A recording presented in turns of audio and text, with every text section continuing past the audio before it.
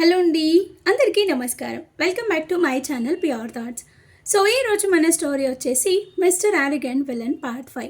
So late చేయకుండా స్టోరీలోకి వెళ్ళిపోదాం. స్టోరీ నచ్చితే లైక్ చేయండి, షేర్ చేయండి అండ్ అలాగే మన ఛానల్ని కూడా సబ్స్క్రైబ్ చేసుకొని హైప్ ఆప్షన్ని క్లిక్ చేసి పాయింట్స్ కూడా ఇవ్వండి. Thank you. విశిష్టతో మధు కాబోయే భర్త అని నివాజ్ అంటాడు. తర్వాత విశిష్ట నివాజ్ వైపు చూస్తూ, అన్నయ్య మీ ఫ్రెండ్కి ఇష్టమైతే సరిపోతుందా, నాకు ఉండొద్దా అన్నది.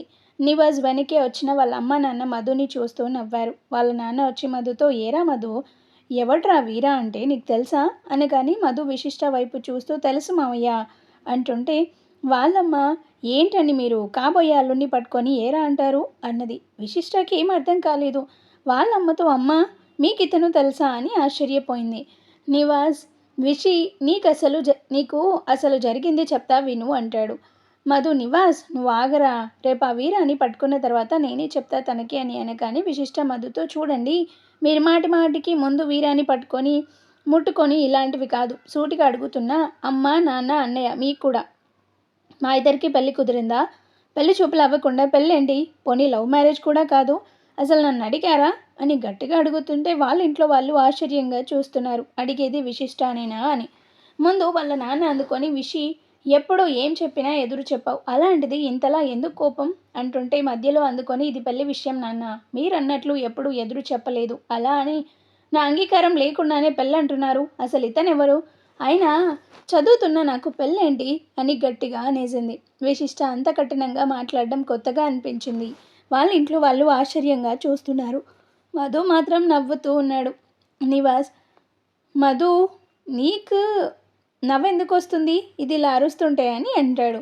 అమ్మ, అసలు ఇక్కడికి ఎందుకు వచ్చాం, కొంచెం చెప్తావా అని విశిష్ట విసుగ్గా అనేసరికి వాళ్ళమ్మ, చూడు విషి, మధు ఎవరో ఇంకా గుర్తుపట్టలేదా అనింది. మధు ఏదో చెప్పాలనుకుంటే నివాస్ సైగ చేశాడు ఆగమని. నీ చిన్నప్పుడు శ్రీను మామ ఇంటికి సమ్మర్ హాలిడేస్కి వెళ్ళినప్పుడు అత్త వాళ్ళ అక్క పిల్లలు కూడా వచ్చేవారు, ఇద్దరు అబ్బాయిలు, వాళ్ళల్లో ఒకడు ఈ మధు, నీకు బావ గుర్తొచ్చిందా అని అడిగింది వాళ్ళమ్మ. విశిష్టకి చిన్ననాటి మధు గుర్తొచ్చాడు. చాలా మారాడు, కానీ తను ఎప్పుడు వాళ్ళ తమ్ముడితో ఆడుకునేది. నివాజ్ మధు కలిసి ఉండేవారు, అంతగా మధుతో కలిసేది కాదు.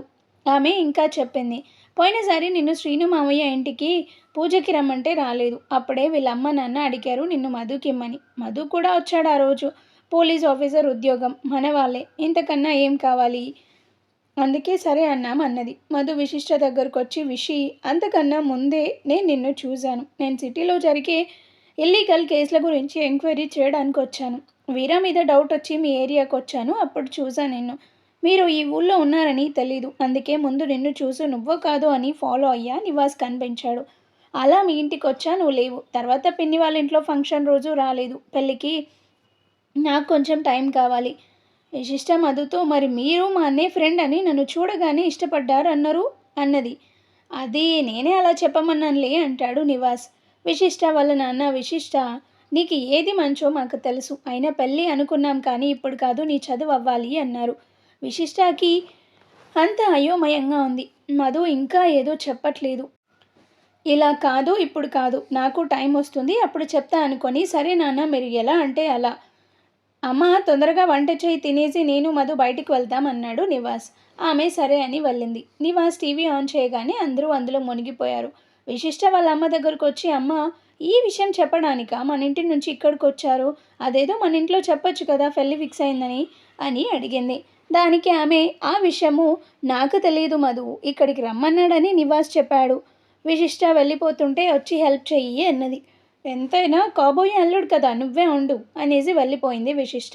మధు నివాస్ బయటికి వెళ్ళిపోయారు. విశిష్టకి నిద్ర ముంచుకొచ్చేస్తుంది. అమ్మ నేను ఎక్కడ పడుకోను అని అడిగింది. ఆమె, నువ్వు బెడ్రూమ్లో పడుకో అనగానే ఆ రూమ్లోకి వెళ్ళింది. మధుకి తనకి జరిగింది గుర్తొచ్చింది. కాబోయే మొగుడు అనగానే ఏదో తెలియని ఫీలింగ్. మధు గురించి ఆలోచిస్తూ నిద్రలోకి వెళ్ళింది. తెల్లవారుజామున లేచి స్నానం చేసి పని మొదలుపెట్టింది. మధు తననే గమనిస్తున్నాడు. అసలు ఈ పని చెయ్యి అని ఎవరు చెప్పకుండానే టకటక అన్నీ చేస్తుంది. వాళ్ళమ్మ, విషి మధుకి కాఫీ ఇవ్వు అనగానే ఈ మహానుభావుడు ఎక్కడున్నాడో అని చూసింది. చెట్ల మధ్యన చైర్లో కూర్చొని గులాబీ మొక్కల్ని తదేకంగా చూస్తున్నాడు. కాఫీ తీసుకొని మధు దగ్గరకు వచ్చింది. మధు విశిష్టాన్ని చూస్తూ, మంచులో తడిసిన గులాబీలా ఉన్నావు అన్నాడు. ఆహా! నాకైతే మీరు ఆ గులాబీని కట్ చేసే శాడిస్ట్‌లా ఉన్నారు అంటుంది విశిష్ట.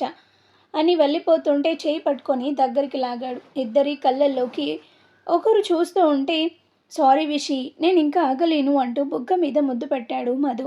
విశిష్టకి తొలి ముద్దులోని తీపి తెలిసేలోపే మెడ మీద రెండోసారి పెట్టాడు. అంతే విశిష్టకి గుండె వేగంగా కొట్టుకోవడం మొదలైంది. కళ్ళు కిందికి దించేసింది. కళ్ళ మీద మూడో ముద్దు పెట్టాడు. మధు ఇంకా గట్టిగా పట్టుకొని ఏ విషి ఒకసారి ఇటు చూడు. నువ్వు అలా సిగ్గుపడుతుంటే నాకు ఇవాళే నిన్ను పెళ్లి చేసుకోవాలని అనిపిస్తుంది అన్నాడు. విశిష్ట నన్ను వదిలితే వెళ్తాను అన్నది.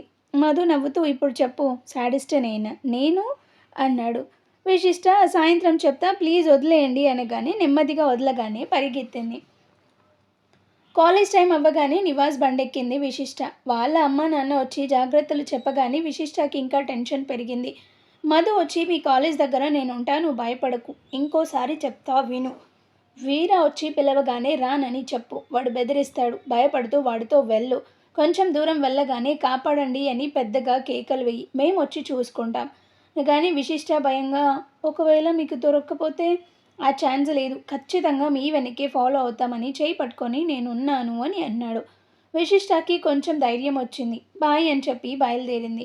వాళ్ళట్టు వెళ్ళగానే విశిష్ట వాళ్ళ నాన్న మధు ఇంత రిస్క్ ఎందుకు నాకు భయంగా ఉంది అంటాడు. మనం ఇల్లు ఖాళీ చేసి విశిష్టాన్ని వేరే ఊరు పంపిస్తే పోయేది. ఇప్పుడు వాడు విశిష్టాన్ని ఏమైనా చేస్తే అనగానే అలాంటి భయాలు ఏవి పెట్టుకోవద్దు మామయ్య అంటాడు మధు. విశిష్టాన్ని వేధించేవాడు ఏ వీధి రౌడీ అయి ఉంటే ఈ పాటికి వాడి అడ్రస్ గల్లంతయ్యేది. కానీ వీర మాత్రం అలా కాదు. చాలాసార్లు జైలుకు వెళ్ళాడు. వీడికి మాఫియా ఇంకా దొంగ నోట్ల మార్పిడి లాంటి వాటితో సంబంధం ఉంది. ఇంకా అని చెప్పేలోపు అంతా వింటున్న విశిష్ట వాళ్ళ అమ్మ భయపడి అమ్మో మరి ఇలాంటి వాడి ఇంటికి ఆ విశిష్ట వెళ్ళేది. మధు నాకు చాలా కంగారుగా ఉంది. వాడిని మీరు పట్టుకొని జైల్లో పెట్టినా ఇదివరకులా బయటకు వచ్చి విశిష్ట అనేదేనే చేస్తే అన్నది. వాళ్ళ నాన్న కూడా అవును మధు ఈ ప్లాన్ వద్దు ఏం వద్దు అసలే పెళ్ళి కావాల్సిన పిల్ల అనగానే మధు అడ్డుపడుతూ ఆ పిల్లని చేసుకునేది నేనే కాబట్టి ఇలా ప్లాన్ చేశాం. వాడిని ఈసారి మా స్టైల్లో విచారిస్తాం. బయటికి రాకుండా చూస్తా. మీరిద్దరూ కంగారు పడకండి అన్నాడు. వాళ్ళిద్దరూ ఏం మాట్లాడలేదు. కాలేజ్కి వచ్చిందే కానీ విశిష్టకి భయం తగ్గలేదు. మధు పక్కనే ఉంటే బాగుండేది అనిపించింది. తన ఫ్రెండ్స్తో కూడా సరిగ్గా మాట్లాడడం లేదు. వాళ్ళకి టెన్షన్గానే ఉంది. సాయంత్రం అయింది. అందరూ బయటికి వెళ్తుంటే విశిష్ట వాళ్ళు మాత్రం కంగారు కానీ బయటికి వచ్చారు. ఎదురుగా మధు ఉన్నాడు. నేనున్నాను అని కళ్ళతో సైగ చేశాడు. ముందు అనుకున్న ప్రకారం స్రవంతి వింధ్య ముందుకెళ్ళి ఒక సందులో ఆగారు. విశిష్ట రేణుక ఇద్దరూ నెమ్మదిగా నడుస్తున్నారు. రేణుక విషి కంగారు పడకు అందరం ఉన్నాం. మనం చిన్నగా నడుద్దాం. వాడొస్తే నేను నీతోనే ఉంటా. 4:35 అయింది. ఇద్దరూ ఆగారు. ఇంకో పావు గంట గడిచింది. వీరా రాలేదు. మళ్ళీ నడవడం మొదలెట్టారు. ఎంతసేపు నడుద్దాం? నువ్వెక్కడే ఉండు. నేను మధుకి కాల్ చేసి వస్తా అన్నది రేణు. అమ్మో నేను ఒక్కదాన్నే ఉండను నీతో వస్తా అంటుంది విశిష్ట. సరే పద అని కాయిన్ బాక్స్ దగ్గరికి వెళ్ళి ఫోన్ చేసింది. హలో మధు గారు అరగంట దాటిపోయింది వాడు రాలేదు. ఇంతలో దూరం నుంచి వీర బండి సౌండ్ వినిపించింది. విశిష్టకి వినబడి రేణు అతను అతను వస్తున్నట్లున్నాడే అని భుజం మీద చేతితో గట్టిగా పట్టుకుంది. అవతల మధు రేణుక ఏమైంది కానీ రేణుక టెన్షన్తో ఫోన్ మాట్లాడకుండా విశిష్టాన్ని పట్టుకుంది. బండి దగ్గరకు వచ్చేసింది. మధు ఫోన్ అలాగే పట్టుకొని వీళ్ళున్న వైపు వస్తున్నాడు. బండి విశిష్ట వాళ్ళు ఉన్న వైపు రాగానే విశిష్ట కళ్ళు మూసుకొని రేణు చేయి పట్టుకుంది. బండి ఆగకుండా వీళ్ళని దాటి వెళ్ళిపోయింది. విశిష్ట వచ్చింది వీరా కాదు అని రేణుక అనగానే విశిష్ట కళ్ళు తెరిచి చూసింది. మధు వీళ్ళ దగ్గరకు వచ్చి ఏంటి ఏమైంది అనగానే రేణు జరిగింది చెప్తుంది. విషి నిన్న చెప్పింది మర్చిపోయావా అన్నాడు మధు. మనం ఎంత చెప్పినా దాని భయం పోదు కానీ ఇంకా ఎంతసేపు వెయిట్ చేయాలి అని అడిగింది రేణు. 1 మినిట్ అంటూ ఫోన్లో ఎవరితోనో మాట్లాడాడు మధు. 2 నిమిషాలు ఆగి విషి ఇవాళ తను రాడు. మేబీ రేపు రావచ్చు మనం వెళ్దామంటూ రేణుకాని ఆటోలో పంపి స్రవంతి వాళ్ళని వెళ్ళమని చెప్పి విశిష్టాన్ని తీసుకొని వెళ్ళిపోయాడు. ఇంటికి వెళ్ళగానే వాళ్ళ అమ్మా నాన్న ఎదురొచ్చారు. విశిష్టాన్ని చూస్తుంటే ఏం జరగలేదని అర్థమైంది. మధు విశిష్టాన్ని దింపి పనుందని వెళ్ళిపోయాడు. విశిష్ట జరిగింది చెప్పగానే వాళ్ళమ్మ విషి మేం బాగా ఆలోచించి ఒక నిర్ణయానికి వచ్చాం. నాన్న ట్రాన్స్ఫర్కి అప్లై చేస్తారు. వచ్చే నెల మనం వెళ్ళిపోదాం. మాకు నీకంటే ఏది ఎక్కువ కాదు. అప్పటి వరకు మనం ఇక్కడే ఉందాం. నువ్వేం టెన్షన్ పడకు అన్నది. విశిష్టం మీ ఇష్టం అని చెప్పి లోపలికి వెళ్ళింది. కాస్త ఫ్రెష్ అయి కూర్చోగానే తనకి మల్లీశ్వరి గుర్తొచ్చి తనతో మాట్లాడాలి. కానీ ఎలా? నివాస్ ఫోన్ అడిగితే అమ్మకి తెలిస్తే ఇంకా అంతే. మరెలా? మధు గారు వచ్చాక అడుగుతా అనుకుంది. రాత్రి 9కి మధు వచ్చాడు. ఇంట్లో విశిష్ట వాళ్ళ అమ్మ మాత్రమే ఉన్నారు. విశిష్ట వాళ్ళ అమ్మ చూడకుండా మధు దగ్గరికి వెళ్ళి, మధు గారు మీ ఫోన్ ఇవ్వవా, ఒకసారి మా ఫ్రెండ్కి చెయ్యాలి అన్నది. మధు ఇస్తా, మరి నాకేమిస్తావు అని కన్ను కొట్టాడు. విశిష్ట చిరుకోపంగా మీరిలా ప్రతిదానికి అలా అడిగితే బాగోలేదు అన్నది. ఎలా అని అందంగా నవ్వాడు. విశిష్టకి మధు చాలా నచ్చాడు. పొద్దున ముద్దు పెట్టేసరికి ఇంకా దగ్గరయ్యాడు. కానీ పెళ్ళి ఇంత సడన్గా ఎలా ఫిక్స్ అయిందో అర్థం కాలేదు. మధు చిటికేస్తూ హలో మేడం, ఎక్కడ ఆలోచిస్తున్నావా అని ఫోన్ ఇచ్చాడు. థ్యాంక్స్ అంటూ ఫోన్ పట్టుకొని మేడ మీదికి వెళ్ళింది. మల్లీశ్వరి నెంబర్కి కాల్ చేసింది. 2 రింగ్స్ తర్వాత హలో అని విని మల్లీశ్వరి అక్క నువ్వేనా అని అడిగింది. హా ఎవరు? నేను విశిష్టానే. విశిష్ట నువ్వా, ఎలా ఉన్నావు అంటుంది మళ్ళీ. నేను బాగానే ఉన్నా. నువ్వు మొన్న గుడికి ఎందుకు రాలేదు అని అడిగింది విశిష్ట. ఏం చెప్పను, నేను గుడికి రమ్మనన్న అన్న విషయం ఎలా తెలిసిందో కానీ వీరాకి తెలిసి ఫోన్ చేశాడు. నిన్ను కలవద్దని నాకు వార్నింగ్ ఇచ్చాడు. అంతేకాదు నీకు హెల్ప్ చేసే ముందు శర్వ గురించి ఆలోచించాలన్నాడు. అవును, ఇవాళే కదా వస్తా అన్నాడు, రాలేదా అని అడుగుతుంది మల్లీశ్వరి. లేదక్క రాలేదు అంటుంది విశిష్ట. ఏదో అర్జెంటు పని అయితే తప్ప ఆగడు. నాకు ఆ రోజు వార్నింగ్ ఇచ్చాడు కదా, మనం గుళ్ళో కలిసిన విషయం వాడికి ఎలా తెలిసిందో తెలీదు, ఫోన్ చేశాడు. నేను ఆ విషయం ఆయనకి చెప్పా. వెంటనే నన్ను అక్కడి నుంచి వాళ్ళ అన్నయ్య ఇంటికి వెళ్ళమన్నారు. నేను నీకోసం ఉంటా అన్నాను కానీ ఆయన ఒప్పుకోలేదు. అందుకే ఆ రోజు నేను ఇక్కడికి వచ్చాను. నీతో మాట్లాడాలంటే నీకు ఫోన్ లేదు. కానీ ఇవాళ నిన్ను బాగా తలుచుకున్నాను. వింటున్నావా విషి అని అడుగుతుంది మల్లీశ్వరి. వింటున్నా అక్క, నీ స్టోరీ బాగుంది. ఏమంటున్నావు విశిష్ట? ఒకవేళ నువ్వు చెప్పిందే నిజమైతే మీ తమ్ముడు బెదిరిస్తే ఆ విషయం నువ్వు ఎవరి చేతనైనా నాకు చెప్పించవచ్చు కానీ ఆ పని చేయలేదు. నేను ఫోన్ చేసే వరకు నువ్వు నన్ను కాంటాక్ట్ చేయలేదు అని విశిష్ట అనగానే అది కాదు విశిష్ట, నేను చెప్పేది నిజమే అంటుంది మల్లీశ్వరి. సరే నిజమే అయినా నువ్వు నాకు ఎందుకు హెల్ప్ చేస్తావు అని అడుగుతుంది విశిష్ట. నువ్వు ఆ రోజు నేను చెప్పింది నమ్మావు, అపార్థం చేసుకోలేదన్నావు. అవును, ఆ రోజు వరకు నమ్మాను కానీ ఇప్పుడు కాదు. నేను నీకు ఫోన్ చేసింది ఎందుకంటే నాకు పెళ్ళి కుదిరింది. ఈ విషయం మీ తమ్ముడికి చెప్పు. నా జోలికి రావద్దని చెప్పు. ఎందుకంటే నా కాబోయే భర్త మధు వచ్చి అంటుండగా ఫోన్ లాక్కొని కట్ చేశాడు. విశిష్ట ఎవరికి చేశావు అన్నాడు సీరియస్గా మధు. మల్లీశ్వరి అక్కకి అంది. ఎందుకు అన్నాడు. ఏముంది, నాకు పెళ్ళి కుదిరింది అని తెలిస్తే అయినా ఆ వీరన్న జోలికి రాడని. నీ మొహం, వాడేమైనా మంచివాడా? పెళ్ళి అనగానే వదిలేయటానికి. నీకు వాడి గురించి పూర్తిగా తెలీదు. మీకు తెలుసా అంటుంది. చాలా బాగా తెలుసు అంటాడు. ఆహా అలాగా, అయితే అతను ఇవాళ ఎందుకు రాలేదు చెప్పండి అనగానే తను ఇంకా సిటీలోకి రాలేదు కాబట్టి అంటాడు. విశిష్ట నవ్వుతూ అది నాకు తెలుసు, సిటీలోకి ఎందుకు రాలేదు అనగానే మధు విసుగ్గా చూడు విశిష్ట, అవన్నీ నీకు చెప్పాల్సిన అవసరం లేదు. ఒక్కటి చెప్తా, మల్లీశ్వరికి పెళ్లి విషయం చెప్పి తప్పు చేశావు. ఒకవేళ ఆమె మంచిదైతే ఓకే, అలా కాకుండా వాళ్ళ తమ్ముడికి హెల్ప్ చేస్తే వాడు నీకు పెళ్ళైన తర్వాత కూడా నిన్ను తీసుకెళ్ళగలడు. మరి అతను తీసుకెళ్తుంటే మీరు చూస్తుంటారా అని విశిష్ట అడిగేసరికి మధుకి కోపం వచ్చి ఏ మెంటల్, నేనేం చెప్తున్నా నువ్వేం మాట్లాడుతున్నావు? నేను నీ ద్వారా వీరని పట్టుకోవాలని ట్రై చేస్తుంటే నువ్వేమో పిచ్చిదాన్లా వాళ్ళ ఇంట్లో ప్లాన్ చెప్పి చచ్చావు అని అరిచాడు. విశిష్టకి ఏడుపు కోపం ఒక్కసారిగా పెరిగి అంటే మీరు మీ ఉద్యోగం కోసం నన్ను వాడేస్తున్నారా? మీకు ఆ వీరాకి తేడా ఏం లేదు. ఇంకా చెప్పాలంటే మీకన్నా తనే నయం. అతను నన్ను భయపెట్టినా డైరెక్ట్గా పెళ్లి చేసుకుంటా అన్నాడు. మీరు మా ఫ్యామిలీని నన్ను వాడేసుకొని పెళ్ళి అనే నాటకం ఆడి మీ పని అయ్యాక వదిలేద్దామనేగా అనగానే మధు గట్టిగా షటప్, యు ఫూల్. నేనేమనాలి? నిన్ను వాడుకోవడం ఏంటి? ప్రేమించానే, నీకు తెలియకుండా నిన్ను ఫాలో అయ్యేవాడిని. నాకు తెలియకుండానే నాలో సగం అయ్యావు. కానీ నువ్వు ఆ వీరానే నయం అన్నావు కదా. ఓకే, నీ కర్మ పో. నీ సహాయం లేకుండానే వాడిని పట్టుకుంటా. నీతో పెళ్ళి క్యాన్సిల్ అని గబగబా వెళ్ళిపోయాడు. విశిష్ట ఏడుస్తూ కిందికి వెళ్ళి అమ్మ, నేను రేపు మార్నింగ్ అమ్మమ్మ వాళ్ళ ఊరు వెళ్తా, ప్లీజ్ నన్ను పంపించండి అంటూ వాళ్ళ అమ్మని చుట్టుకుంది. బయట మధు అంత కోపంగా వెళ్ళడం చూసి ఏమైందో అని నివాస్ వాళ్ళ నాన్న లోపలికి వచ్చి విశిష్ట ఏడవడం చూసి ఏదో జరిగిందని అర్థం చేసుకున్నారు. నివాస్ విశిష్టాని దగ్గరికి తీసుకొని ఏమైంది విషి చెప్పు అని ప్రేమగా అడిగేసరికి విశిష్ట జరిగింది చెప్పి, అన్నయ్య తను మనల్ని మోసం చేస్తున్నాడు, నన్ను నోటికి వచ్చినట్లు తిట్టాడు, అమ్మ నాన్న కూడా అలా అరవలేదు. నాకు ఈ పెళ్ళొద్దు, ఈ ఊరొద్దు, నేను వెళ్ళిపోతాను, నన్ను ఇక్కడి నుంచి పంపించేయండి ప్లీజ్ అని అనటంతో వాళ్ళ నాన్న, విషి ముందు ఏడు పాపు, రేపే నీ ప్రయాణం అనగానే నివాస్, వద్దు నాన్న మధుతో మాట్లాడనివ్వండి అంటుంటే వాళ్ళమ్మ కలుగ చేసుకొని, నివాస్ నువ్వు ఇంకేం చెప్పకు, అసలు విశిష్ట ద్వారా వాడినెవరినో పట్టుకోవడం మాకు ఇష్టం లేదు, కానీ మధు కోసం ఒప్పుకున్నాం. మాకు విశిష్ట భవిష్యత్తు ముఖ్యం, అందుకే రేపు దీన్ని నేను నాన్న వెళ్ళి దింపి వస్తాం అనగానే, అమ్మ మీరు మధుని తప్పుగా అర్థం చేసుకుంటున్నారు, తనకి విశిష్ట అంటే ప్రాణం అన్నాడు. అమ్మ వాళ్ళమ్మ, కాదన్నదెవరు, ఇప్పుడు మాత్రం విశిష్టకి ఏది మంచో అదే చేస్తా అనగానే విశిష్ట కళ్ళు తుడుచుకుంటూ, అమ్మ ప్లీజ్ మీరేది చెప్పినా చేస్తా, ఈ పెళ్ళి మాత్రం చేసుకోను అని చెప్పేసి సీరియస్గా రూమ్లోకి వెళ్ళిపోయింది విశిష్ట. మధుకి విశిష్టకి గొడవ అవ్వడంతో విశిష్ట ఈ పెళ్ళి వద్దని చెబుతుంది. తర్వాత కోయంబత్తూరు దగ్గర ఒక ఇంటి దగ్గర కార్ ఆగి ఉంటుంది. దానిలో వీర సిగరెట్ తాగుతూ ఆ ఇంటికేసి చూస్తున్నాడు. చంద్ర వచ్చి, మొత్తం చూసావేరా, అనుమానించాల్సిన వాళ్ళెవరూ లేరు, నువ్వు వెళ్ళవచ్చు అన్నాడు. వీర కార్ దిగి కాలితో డోర్ తన్ని ఆ ఇంటి వైపు వెళ్ళాడు. ఆ ఇంటి డోర్ కొట్టగానే ఒక అతను వచ్చి తలుపు తీశాడు. వీర లోపలికి రాగానే అతను తలుపు మూస్తాడు. వీర అతని చేతికి ఆ ప్యాకెట్లు ఇస్తాడు. అతను వాటిని పరీక్షించి వీరాకి ఒక బ్రీఫ్ కేస్ ఇచ్చి డబ్బులు లెక్క చూసుకోమంటాడు.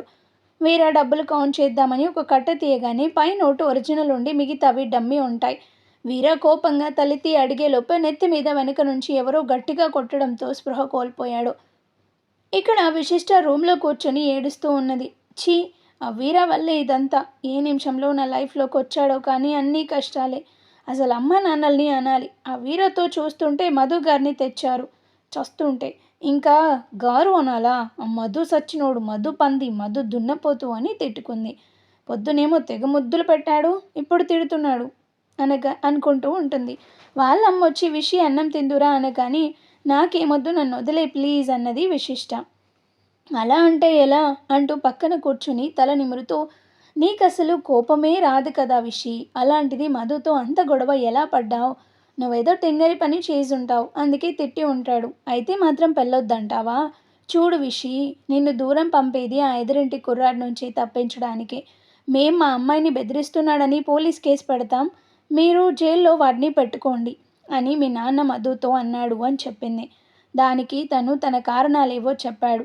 ఆ మాటకి విశిష్ట కోపంగా, నేను చెప్పేది అదే, వీరాని కావాలంటే డైరెక్ట్గా అరెస్ట్ చేసుకోవచ్చు కదా, నా ద్వారా ఎందుకు? నాకు అతన్ని చూస్తేనే భయం అమ్మా. ఇంతవరకు నీకు చెప్పలేదు నువ్వేమంటావో అనే కారణంతో. మనం ఈ ఊరు వచ్చిన కొత్తల్లో నువ్వు రాలేదు కదమ్మా. నాన్న అన్నయ్య బిజీగా ఉండటంతో మల్లీశ్వరి అక్కతో పరిచయం, చాలా ఆనందంగా ఉన్నాం ఇద్దరం. నాన్న ఆదివారం నేను చూడడానికి నీ దగ్గరకు వచ్చేవారు. నివాస్ కూడా ఎక్కువ టైం బయటే ఉండేవాడు. అప్పుడు నేను ఎక్కువగా మల్లీశ్వరి అక్కతో వాళ్ళ బాబుతో ఉండేదాన్ని. తను నాతో చాలా బాగుండేది. దానికి వాళ్ళ అమ్మ, మరి ఎప్పుడూ వాళ్ళ తమ్ముడు ఇలాంటి వాడని నీకు చెప్పలేదా అన్నది. లేదమ్మా, తనకిద్దరు తమ్ముళ్ళు అని చెప్పింది, కానీ ఎలాంటి వాళ్ళని చెప్పలేదు అన్నది. దానికి ఆమె, మరి నువ్వెప్పుడు చూసావు అని అడిగింది. వాళ్ళ ఇంట్లో ఫంక్షన్ అప్పుడు. ముందు ఒకసారి గుళ్ళో చూసా, అప్పుడు వాళ్ళ తమ్ముడని తెలీదు. అయినా అతను ఇక్కడ ఉండడమ్మా అన్నది విశిష్ట. వాళ్ళమ్మ, నివాస్ మాకు ఇదంతా చెప్పలేదు. ఎదురింట్లో ఉండే మల్లీశ్వరి తమ్ముడు చెల్లిని ప్రేమ పెళ్ళి అని వెంబడి పడుతున్నాడని, అంతేకాదు అతను ఏవో ఇల్లీగల్ పనులు చేస్తాడని, మధు అతన్ని సస్పెక్ట్ చేస్తున్నాడని, ఆ వీర సంగతి తను చూసుకుంటా అన్నాడని చెప్పాడు అని వాళ్ళమ్మ చెప్పగానే, దానికి విశిష్ట, అతన్ని చూసుకోవడానికి నన్నెందుకు అడ్డం పెట్టుకోవాలి అనగాని, వాడేమి నిన్ను అడ్డం పెట్టుకోలే, నువ్వే ఓవర్గా రియాక్ట్ అయ్యావు అని వినిపించింది. నివాస్ డోర్ దగ్గర నిలబడి ఉన్నాడు. నేనా? అది కాదమ్మా, మల్లీశ్వరి అక్క గుడికొచ్చి వీర నుంచి ఎలా తప్పించుకోవాలో చెప్తా అన్నది. కానీ గుడికి రాలేదు. కనీసం రాలేకపోతున్నా అని తెలియచేయనే లేదు. అందుకే ఎందుకు రాలేదు కనుక్కుందామని ఫోన్ చేసా, అంతలో వచ్చి తిట్టాడు అనగాని, నువ్వు ఫోన్ చేసినందుకు తిట్టలేదు, నీకు పెళ్ళి కుదిరింది అని చెప్పావు కదా. అవును, ఎందుకు చెప్పావు? ఆ వీర నుంచి రెచ్చగొట్టినట్లుంది, అందుకే మధు తిట్టాడు. తప్పంతా నీ వైపు ఉంచుకొని నేను ఊరెళ్తా, నాకు పెళ్ళొద్దు అని నువ్వే చెప్తావు అన్నాడు నివాస్. వాళ్ళమ్మ, దీని మొహం, ఇది అమ్మమ్మ వాళ్ళ ఇంట్లో ఉండి చదవడానికి మాత్రం దీని మాట చెల్లేది. మధుతో పెళ్ళి మాత్రం జరుగుతుంది, అది ఎవరు ఆపాలన్నా ఆగదు అంటుంది. వీరాకి ఇక్కడ మెలకు వచ్చింది. తల అంతా దిమ్ముగా ఉంది, కాళ్ళు చేతులు కట్టేసి ఉన్నాయి. చుట్టూ చూశాడు. అదేదో గోడౌన్లా ఉంది. ఇద్దరు వ్యక్తులు మాత్రమే కనిపిస్తున్నారు. వెలుతురు తక్కువగా ఉండటం వలన వాళ్ళు సరిగ్గా కనబడడం లేదు. వీరా నోటితో తాళ్ళు లాగుతుంటే వాళ్ళిద్దరూ దగ్గరకొచ్చారు. అందులో ఒకడు రెండో వాడితో, ఏంట్రా గట్టిగా కొట్టలేదా? వీడప్పుడే లేచాడు. నేను రేపటి వరకు లేవననుకున్నాను అన్నాడు. రెండోవాడు అక్కడ లైట్ వేసి, నేను గట్టిగానే కొట్టా, మరి వీడు మామూలోడు కాదుగా, అయితేనే ఇప్పుడు చూడు అని వీరా మొహం మీద కాలుతో ఫట్టుమని ఒక తన్ను తన్నాడు. వీరాకి పెదవి చిట్లి రక్తం కారింది. వీరా లేచి కూర్చున్నాడు. మీరా, రేయ్ నన్నెందుకు తెచ్చి చచ్చారు అని అరిచాడు. ఇంతకుముందు వీర బెదిరించిన వాళ్ళు వీళ్ళు. వాళ్ళిద్దరిలో ఒకడు రెండో వాడితో, నువ్వు చెప్పింది కరెక్టే భయ్యో, మనకి టైం వస్తుంది అన్నావు, ఇప్పుడు వచ్చింది అని వీరాని పైకి లేపి కడుపులో పిడిగుద్దులు గుద్దుతుంటే రెండో వారు, మరీ ఎక్కువ కొట్టకొచ్చేస్తాడు, వాడితో మనకి పని ఉంది అన్నాడు. వాడు కొట్టడం ఆపాడు. అన్ని తన్నులు తిన్న వీర కింద పడకుండా నిల్చొని వాళ్ళిద్దరినీ కోపంగా చూశాడు. రేయ్, నాకేదైనా ఒక్కసారి మాత్రమే అడిగే అలవాటు, నాతో ఏం పనిరా మీకు అన్నాడు. దానికి వాళ్ళు, ఆ రోజు నువ్వు మాకు హవాలా వద్దు, క్యాష్ కావాలి అని అడిగితే మమ్మల్ని చంపుతా అన్నావు. మా బాస్ ఏమో నీకు భయపడి మేం పారిపోయామని మమ్మల్ని మీలాంటి దద్దమ్మలు గిలాంటి డీలింగ్స్కే పనికిరారు అని పంపేశాడు. నీ వల్ల మా పని పోయింది. అప్పటి నుంచి నీ వెనకే తిరుగుతున్నాం రా, ఎప్పుడు దొరుకుతావా అని చెప్పటం ఆపారు. వాళ్ళు వీరా వ్యాలెట్ చూపిస్తూ, అరే వీరా, ఇందాక నిన్ను కొట్టాక ఇవి తీసుకున్నామని పర్సు తెరిచి చూశారు. చాలా 100 నోట్లు, ఒక ఫోటో ఉంది. డబ్బులు తీసి జేబులో పెట్టుకున్నారు. మొదటివాడు ఫోటో చూస్తూ, ఏముందిరా పాప, తెగ ముద్దొచ్చేస్తుంది అనగానే వీరా, రే మర్యాదగా మాట్లాడు, నాలుక తెగ కోస్తా అని తిట్టగానే రెండోవాడు వీర చెంప మీద ఒక్కటిచ్చి, ఏంట్రోయ్ అంత కోపం, ఏమవుతుందిరా నీకు, ఇది ఉంచుకున్నావా, నీకు అవసరం అయ్యాక మాకిచ్చేయి అని అంటుండగానే వీర ఎగిరి వాడి మీద పడ్డాడు. ఇద్దరూ కింద పడ్డారు. మొదటివారు వచ్చి వీరాని పైకి లేపి, ఏంటి లవ్వా, నువ్వు దీన్ని లవ్ చెయ్యి, దీనికి వేరే వాడు ఒకడున్నాడు. వీరాకి కోపం పీక్స్కి వెళ్ళి, ఏంట్రా నువ్వు ఆగేది అన్నాడు. నీకు చెప్పాంగా నిన్ను ఫాలో అయ్యాము అని, అప్పుడు చూసాం నీ లవర్ విశిష్ట అని. ఏముందిరా వీరా ఆ పిల్ల, మాకైతే తెగ నచ్చేసింది. అసలు ముందు ఆ పిల్లని కిడ్నాప్ చేద్దాం అనుకున్నాం, ఇంకా పోరిని అడ్డం పెట్టుకొని నిన్ను ఓ ఆట ఆడిద్దామని. దాన్ని ఫాలో అయితేనే తెలిసింది దానికి లవర్ ఉన్నాడని. ఏ మాటకు ఆ మాటరా వీరా, ఆడెవరో కానీ సినిమా హీరో లెక్క మస్తున్నాడు అంతే. వీరాకి విపరీతమైన కోపం వచ్చింది. నోటితో చేతికి కట్టిన తాడుని లాగే ప్రయత్నం చేస్తుంటే ఆ గోడౌన్ తలుపు చప్పుడైంది. ఇక్కడ విషి చెప్పింది అర్థమైంది కదా విషి, ఇంకా పద భోజనానికి అంటూ వాళ్ళ అమ్మ వెళ్ళగానే నివాజ్ విశిష్టాకి ఒక డైరీ ఇస్తూ, ఇది చదువు మధు, మనసు అర్థమవుతుంది అని ఇచ్చాడు. ఏంటి, పోలీస్ ఆఫీసర్ డైరీ కూడా రాస్తారా అన్నది విశిష్ట. నీకు గుర్తుకు లేదా మధు, మన చిన్నప్పుడు మధు డైరీ రాసేవాడని, అది చూసి మనమిద్దరం కూడా ఇంటికి వచ్చి 2 రోజులు రాసి తర్వాత పక్కన పడేసే వాళ్ళం అన్నాడు. విశిష్ట ఆలోచిస్తూ, అవును, తను కథలు కూడా రాసేవాడు, కొంచెం గుర్తుంది. విశిష్ట ఏదో తిన్నాననిపించి గబగబా రూమ్లోకి వచ్చి డైరీ తెరిచింది. ఫస్ట్ పేజీ మధు ఏదో పోలీస్ కేసు గురించి రాసుకున్నాడు. అలా 30 పేజీలు తన కేసుల గురించి రాసుకున్నాడు, ఫ్రెండ్స్ గురించి. తర్వాత పేజీలో, ఇవాళ కమిషనర్ గారు అర్జెంటుగా రమ్మంటే వెళ్ళాను. ఆయన నాతో సిటీలో జరిగే ఇల్లీగల్ యాక్టివిటీస్ గురించి చెప్పారు. నాతో పాటు నా ఫ్రెండ్ మురళిని నాకు హెల్ప్గా ఇచ్చి మమ్మల్ని సీక్రెట్గా ఇన్వెస్టిగేషన్ చేయమన్నారు. విశిష్ట, అయితే మురళి కూడా పోలీసేనా అని కళ్ళెగరేసింది. ఇన్వెస్టిగేషన్ మొదలు పెట్టాం. నెక్స్ట్ పేజీ, ఇవాళ చాలా ఏరియాలు తిరిగాము అంటూ అక్కడి నుంచి కోడ్ లాంగ్వేజ్ ఉంది, ఒక 4 పేజెస్. ఓహో, ఒక పోలీస్ ఆఫీసరు డైరీ ఇలా రాస్తాడా ఏంటో అనుకుంటే పేజీలు తిప్పుతూ చూస్తుంటే ఒకరోజు, ఈరోజు నేను వెళ్ళిన ఏరియాలో నా మనసు పోగొట్టుకున్నా. వాన పడుతుందని ఒక ఇంటి చెట్టు కింద నిలబడి చూస్తుంటే లోపల అమ్మాయి వానలో ఆడుతుంది. ఎంత క్యూట్గా ఉంది. దేవుడు వానతో పాటు ఈ అమ్మాయిని కూడా పంపాడేమో. ముందుకెళ్ళి చూసా, తను నన్ను చూసింది. నేను అక్కడి నుంచి వచ్చేసాను. తర్వాత ఆలోచన వచ్చింది, తనని ఎక్కడో చూశానే అని. మళ్ళీ 4 రోజుల తర్వాత ఇవాళ పని మీద గుడికి వెళ్తే తను మళ్ళీ కనబడింది. లోపలికి వెళ్తుంది, అప్పుడు చూసా దగ్గరగా. అరే, తను విశిష్ట, నాకు మరదలు. హర్రే, మా పిన్ని వాళ్ళ చుట్టాలు. చిన్నప్పుడు ఆడుకునే వాళ్ళం, కాకపోతే తను నాకన్నా మా తమ్ముడితో ఆడుకునేది. నెక్స్ట్ పేజీ, ఈరోజు నా ఇన్వెస్టిగేషన్లో భాగంగా విశిష్ట వల్ల ఏరియాకి వెళ్ళాం నేను మురళి. అప్పుడు దూరంగా నివాస్ కనిపించాడు. చాలా హ్యాపీ అనిపించి పెద్దగా నివాజ్ అని కేక వేశాను. నన్ను చూసి ఫస్ట్ గుర్తుపట్టలేదు. గుర్తుపట్టాక చాలా హ్యాపీగా అయ్యాడు. మురళిని పరిచయం చేశా. ముగ్గురం వాళ్ళ ఇంటికి వెళ్ళాము. విశిష్టాన్ని చూడడానికి చాలా ఆత్రంగా ఉంది. వెళ్ళాక తను లేదు. ఎదురింటి వాళ్ళతో బయటికి వెళ్ళింది. మామయ్య, అత్త అందరూ హ్యాపీ, కానీ నాకే విశిష్ట కనబడక కొంచెం డిసప్పాయింట్ అయ్యా. Next page. మురళికి, నివాస్కి చెప్పా విశిష్ట గురించి. వాళ్ళిద్దరూ సంతోషించారు. ముఖ్యంగా నివాస్. ఒకరోజు తనని ఫాలో అయ్యాము నేను, మురళి. సైకిల్ ఏదో రిపేర్ అనుకుంటా. మురళిని వెళ్ళమన్నా హెల్ప్కి. వాడు తను నీ లవ్వు, సో నువ్వే వెళితేనే బాగుంటుందన్నాడు. నేను ఇప్పుడే తన ముందుకు వెళ్ళను, కాబట్టి నువ్వు వెళ్ళు అని దూరంగా ఉండి పంపాను. నెక్స్ట్ పేజీ తిప్పుతుంటే డైరీ ఎవరో లాక్కున్నారు. తలెత్తి చూసింది. మధు సీరియస్గా ఇతరుల డైరీ చదవడం సంస్కారం కాదు అని వెళ్ళిపోయాడు. అయితే మధుకి నేనంటే అంత ఇష్టమా అనుకుంది విశిష్ట. తప్పంతా నాదేనా? అయ్యో, డైరీ పూర్తిగా చదవకుండానే లాక్కున్నాడే. మరి మరి ఎలా ఇప్పుడు అని ఆలోచిస్తూ నిద్రలోకి జారుకుంది. మరుసటి రోజు పొద్దున్నే 5 గంటలకి విశిష్టని లేపింది వాళ్ళమ్మ. విశిష్ట లేచి, అమ్మ నా బట్టలు తెప్పించావా, బ్యాగ్ రెడీ చేసేసావా అని అడిగింది. నువ్వు రాత్రి పడుకున్న తర్వాత నాన్న అన్నయ్య వెళ్ళి దాదాపు సగం సామాన్లు తెచ్చేశారు. నీ బ్యాగ్ రెడీ, తొందరగా రైలు టైం అవుతుంది అని వెళ్ళింది. విశిష్టకి మధు గుర్తొచ్చాడు. బాధ కలిగింది. మధు చేసిన అల్లరి గుర్తొచ్చింది. ఎక్కడ మధు ముద్దు పెట్టాడో అక్కడికి వెళ్ళింది. తనతో ఒకసారి మాట్లాడాలి అని మధు రూమ్కి వెళ్ళి చూసింది. అక్కడ లేదు. ఒకవేళ పైన రూమ్లో పడుకున్నాడేమో అని పైకి వెళ్ళింది. రూమ్ కిటికీలో నుండి చూసింది. నివాస్, మధు ఇద్దరూ ముసుగు తన్ని పడుకున్నారు. ఇద్దరిలో మధు గారు ఎటు ఉన్నారో అనుకొని చూస్తుంది. ఇంతలో వాళ్ళమ్మ ఎదురొచ్చి, ఇక్కడేం చేస్తున్నావు విషి అన్నది. అది అన్నయ్య కింద లేడని ఇక్కడున్నాడేమో అని చూడడానికి వచ్చా అన్నది. నేను వాణ్ణి లేపుదాం ఆటో తెమ్మనమని వచ్చాను అని వెళ్ళి రూమ్ తలుపు కొట్టింది. మధు తలుపు తీశాడు. ఆమె లోపలికి వెళ్ళి నివాస్ని లేపుతుంటే నివాస్, అమ్మ ప్లీజ్ కాసేపు ఒక్క 10 నిమిషాలని అంటున్నాడు. అరే అట్లా అంటే ఎలా? రైల్ టైం అవుతుంది, వెళ్ళి ఆటో తీసుకొని రా అన్నది. మధు, ఆటోనేగా అత్త, నేను తీసుకొస్తాను పద అన్నాడు. విషి వాళ్ళ అమ్మకి కనబడకుండా రూమ్ వెనుక దాక్కుంది. ఆమె వెళ్ళగానే రూమ్లోకి వెళ్ళింది. మధు లేడు.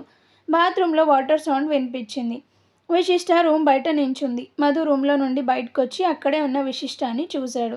అంతే, వీరానే నయం అన్న మాట గుర్తొచ్చి కోపం పెరిగింది. అక్కడి నుంచి మెట్ల వైపు వెళ్ళాడు. విశిష్ట మధు వెనకే వెళ్ళి, మధు గారు ఒక్క నిమిషం.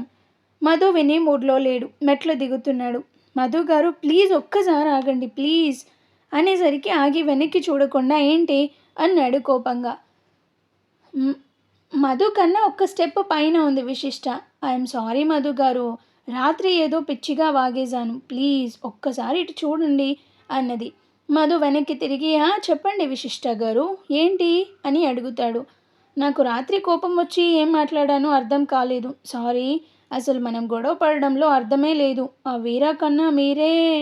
ఆపు తల్లి, నీకు దండం అంటూ మధు అక్కడి నుంచి వెళ్ళిపోయాడు.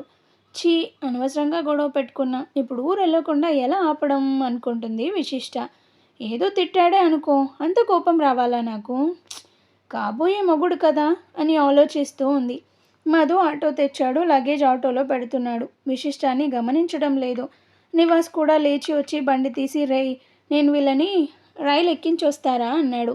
విశిష్ట వాళ్ళమ్మ మధుకి బాయ్ చెప్పి, విశిష్టాన్ని రా ఇంకా అక్కడ నిలబడ్డావే అని అడిగింది. విశిష్ట మధుని చూస్తూ ఆటో ఎక్కింది. మధు మాత్రం తన వైపే చూడటం లేదు. విశిష్టకి కళ్ళ వెంబటి నీళ్ళు వచ్చేశాయి. మనం వెళ్ళొద్దు, ఉండిపోదామని నోటి దాకా వచ్చినా చెప్పలేకపోయింది. ఇక్కడ గోడన్ తలుపులు ఎవరో దబదబా కొడుతున్నారు. వీరా చిరాగ్గా, రేయ్ ముందు ఎవరో చూసి చావండి, నాకు సౌండ్ అంటేనే చిరాకు అనగానే వాళ్ళల్లో ఒకడు ఇంకోడితో, రే ఈ ప్లేస్ ఎవరికీ తెలియదు కదా, నూతి, నేను ఈ రాడ్ పట్టుకుంటా పదా అన్నాడు. రెండో వాడు తలుపు తీసి చూస్తే ఎవరూ కనబడలేదు. ఎవరూ లేరు అని ఇటు తిరిగేసరికి వాడు నెత్తి మీద వెనుక నుంచి రాడ్తో కొట్టగానే వాడు పడిపోయాడు. మొదటివాడు షాక్తో ఎవర్రా అని చూస్తే చంద్ర రాడ్తో వాడిని కొట్టబోయాడు. వీరా పెద్దగా, చంద్ర నువ్వు కాదు నేను చెప్తా వాడి పని అని అరిచాడు. వాడు పారిపోవడానికి ప్రయత్నించగానే చంద్ర వాడిని ఒక్క చేత్తో పట్టుకొని రెండో చేత్తో వీరాకి తట్టిన తాళ్ళు లాగాడు. వీరా పైకి లేచి వాడిని గొంతు పట్టుకొని పైకి లేపాడు. ఏరా ఏమన్నావు? నీకు నా విశిష్టాన్ని ఇవ్వాలా నా కొడుకో అంటూ గోడ కానించి గొంతు నలుముతుంటే వాడు గిలగిలా కొట్టుకుంటూ రే వీరా నీ చావు ఆ పోలీసోడి చేతిలోనే ఇది పక్కా అంటూ తల వాల్చేశాడు. వీర వాడిని వదిలేగానే కింద పడ్డాడు. చంద్ర వీరాని చూసి నీకేం కాలేదు కదా అన్నాడు. నాకేం కాలేదు కానీ ముందు మనం విశిష్ట దగ్గరికి వెళ్ళాలి పద అంటూ వెళ్తూ అక్కడ ముందు చంద్ర కొట్టిన వాడిని చూస్తూ చందు కార్ తెచ్చావు కదా అని అడిగాడు. చంద్ర తెచ్చా అనగానే వీళ్ళిద్దరిని తీసుకెళ్దామంటూ వీర చంద్రాలిద్దరూ వాళ్ళిద్దరినీ కారులో పడేసి తీసుకెళ్లారు. దారిలో చంద్ర డ్రైవ్ చేస్తూ ఏం చేద్దాం వీళ్ళని అన్నాడు. వీర సిగరెట్ వెలిగించి తాగుతూ ఇదివరకు చేసినట్లే అన్నాడు. అవునరా వాడిందాక పోలీసోడు అన్నాడు ఎవరి గురించి అని అడిగాడు చంద్ర. వీర ఏదో ఆలోచిస్తూ జవాబివ్వలేదు. చంద్ర వీరాని కదుపుతూ నిన్నేరా అనగానే ఇప్పుడు అది కాదు ముఖ్యం, విశిష్ట ఇంకెవరినో లవ్ చేస్తుంది అన్నాడు. సో ముందు వాడెవడో కనిపెట్టి వాణ్ణి పని నన్ను కాదన్నందుకు విశిష్ట సంగతి అక్కడంతా జరుగుతుంటే నాకేం చెప్పకుండా విన్నాడే ఆ వంశీ పని చూశాక అప్పుడు చూద్దాం ఏదైనా. అవును ఈ ట్రిప్పులో ఎంత వచ్చింది అని అడిగాడు. 6 వరకురా అంటాడు చంద్ర. ఇంకో 2 డీలింగ్స్ ఉన్నాయి కదా అవి ఇంకా పెద్దవి కాబట్టి అమౌంట్ పెరగొచ్చు అన్నాడు. వీర సరే ముందు వీళ్ళ సంగతి చూడని అప్పుడు ఆలోచిద్దాం అన్నాడు వీర. మరి ఆ తర్వాత ఏం జరుగుతుంది ఇంకా ముందు ముందు స్టోరీ ఎలా ఉండబోతోంది అనేది నెక్స్ట్ ఎపిసోడ్లో చూద్దాం. స్టోరీ నచ్చితే లైక్ చేయండి అండ్ అలాగే మన ఛానల్ని కూడా సబ్స్క్రైబ్ చేసుకొని వీడియో చూసిన తర్వాత హైప్ ఆప్షన్ని క్లిక్ చేసి పాయింట్స్ ఇవ్వండి. Thank you.